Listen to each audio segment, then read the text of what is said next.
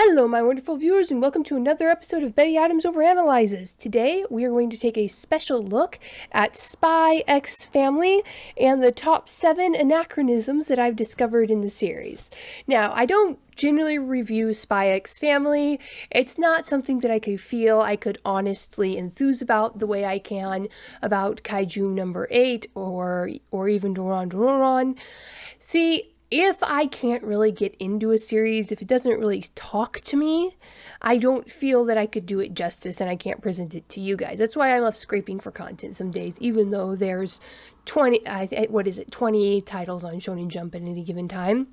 I just did not feel that I could get anything specific out of every chapter of Spy Family. That's why I don't do reviews for it. But I have in the anime, and now I didn't notice this in the manga, but it might be just as true for the manga. But now that the anime is coming out, I'm actually watching the anime, which is unusual for me. Once I read the manga, I generally don't watch the anime. I get bored with it really quick, but I have been so thoroughly enjoying this delightful anime. And one of the things I've been enjoying just from episode 2, essentially, episode 2 or episode 3, were these little artistic anachronisms that crop up. Things out of place and out of time. Now, first for the main anachronism, which I'm not really going to address here, but let's just get the elephant out of the room. Spy Family is set in either the 50s or the 60s in Berlin, Germany. It has been fictionalized, so this is not the real world. So these anachronisms are not criminal, let's say. But this is set up to be the conflict between the East and the West in Germany and Russia. And you have these two countries, one representing the West, one representing the East, and the story takes place in the East country as a Western spy attempts to prevent war from breaking out. Now, the Eastern Bloc of Germany, the Eastern Bloc of Europe, during that time period was in a state of, let's call it near constant famine. The economic isolation from the rest of the world caused by the growing threat of communism, the Cold War, tremendously criminally stupid agricultural practice, Lysenko, meant that people were starving, and even the wealthiest people in the Eastern Bloc countries could not buy common commodities. Certainly, in reality, the Eastern Bloc countries did not provide the wide range of products, the full store shelves that we see in this. That's just a complete anachronism. But these are fictionalized countries.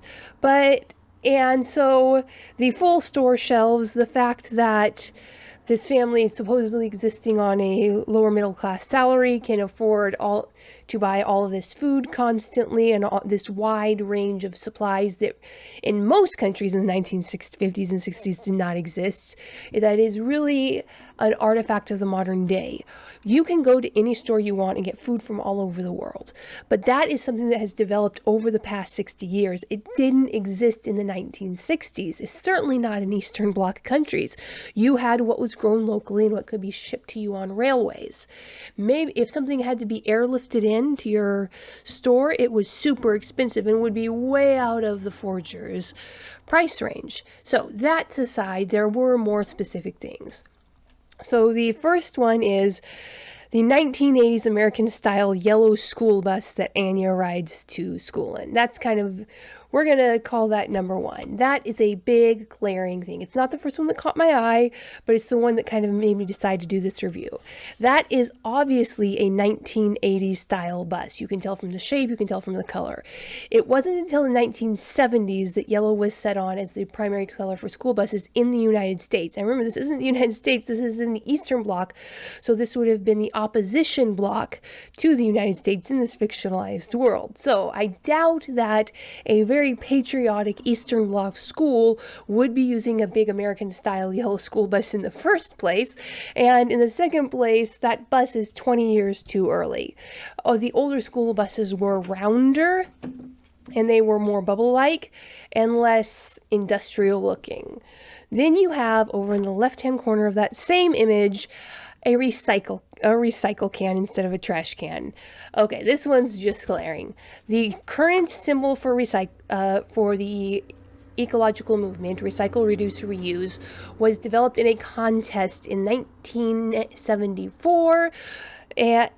Again, in the United States, So, it is a global thing now, but it certainly would not have showed up in any Eastern Bloc country in the 1950s and the 1960s. So that's just a complete anachronism. Then we have the next one. The mass print, and this is actually the first one that caught my eye, the one that jumped out, took me out of the story and said, wait a minute, that shouldn't be there.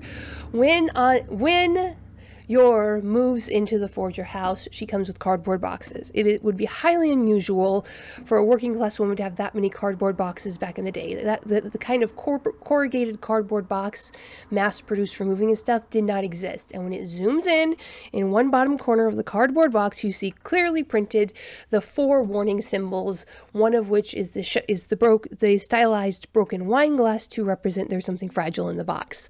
That positioning of those labels was not mass printed on cardboard boxes. And I sincerely doubt you could have gotten mass printed cardboard boxes in 1950s or 1960s Eastern Bloc countries.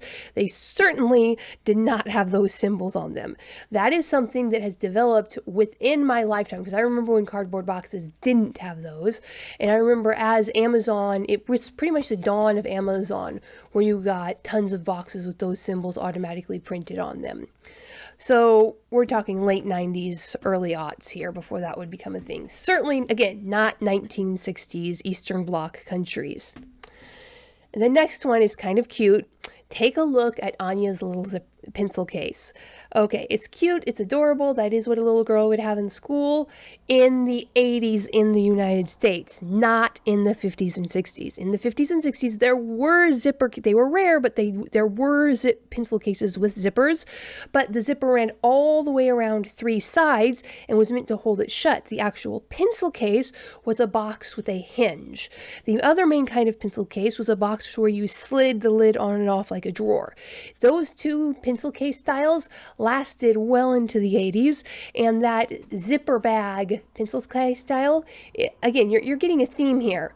The artists who are animating this show clearly were deeply influenced by the 1980s United States imagery, and some of that is slipping into this show about what's a 1950s or 60s Eastern Bloc country. Another thing, when Lloyd is infiltrating Anya's school as a janitor, he's wearing a ball cap. Now, this one is more plausible. I'm only putting it in here because of all the others make it stand out. I sincerely doubt a high-class school would have a janitor with a ball cap. He'd be wearing a much classier style of men's hats from the 1960s. What that would be, I'm not exactly sure, but that kind of clothing thing is not something that Lloyd Forger would mess up on. Then you have the really glaring one, but this is not artistic. This is actually writing, and this might be a translation error. But in episode 7, when Lloyd finds Anya studying in her sleep, having fallen asleep while studying, Lloyd picks Anya up and says, "I'll have to tape her show for her." The VCR was not invented till the 70s. It did not become common until the late 80s, and that was in the United States. Again, this is all Eastern Bloc countries. Think East Berlin. These countries actively kept out any part of Western culture that would have included VHS systems, and so those probably didn't get there till the fall of the Soviet Union. There was no way that Lloyd Forger would have had any way to record her cartoon for her in a 60s Eastern Bloc country. Now, we are down here to the big one, the one that completely made me laugh, the one that I immediately recognized as an anachronism. So, in episode 7, Lloyd is making breakfast. In his hand, he makes her an omelet with some lettuce and tomato and fresh cherry tomatoes.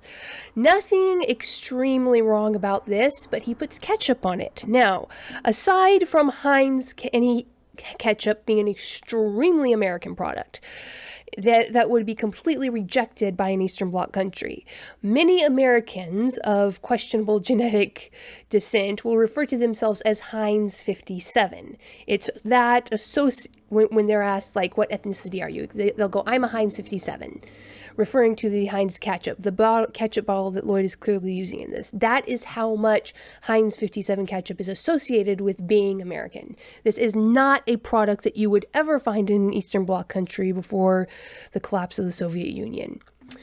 This is certainly not a product that you would find in the house of a Western spy who is trying to keep his cover. But he uses a very common shape of Heinz 57 bottle. Now, Heinz 57 ketchup did exist back then, but it was always sent out to customers in glass bottles. The plastic Heinz 57 bottle was invented in 1983 and was heralded as a massive change in the product line that made everybody's lives easier. And I don't know about other people. Again, this is not causing me to not enjoy the show. These are minor little errors. This is an entirely fictional country. These are not criminal offenses, either aesthetically or historically. But there were no 1980s American school buses. There were no mass-printed cardboard boxes with the safety labels pre-printed on them. There were no zippers on only one side of little girls' pencil cases. There were no janitors. There might have been janitors wearing ball caps, but it would have been incredibly unlikely. No one at all in the in an Eastern Bloc country is going to be able to tape a cartoon show, and the recycling symbol is not going to show up there. But most of all, a spy trying to avoid associations with Western Bloc countries would not be using Heinz 57 ketchup, and he would certainly not have a plastic bottle to use it with. So, what do you think, my wonderful viewers? Am I being incredibly picky? Has my over-analysis gone too far this time? What do you think of the anachronisms in Spy Family?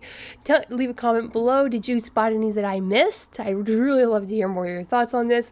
Hit that like and subscribe button, and peace out, my wonderful viewers. Humans are weird. We took a vote, and humans are weird. I have the data. 2 books in a series of human absurdity. Go check out these short story collections. What will our little green friends think of us when we finally do make it to space? Find out the answer in 2 books of human absurdity. Humans Are Weird, We Took a Vote, and Humans Are Weird, I Have the Data. Available on Amazon, Barnes & Noble, Kobo, and Google Play.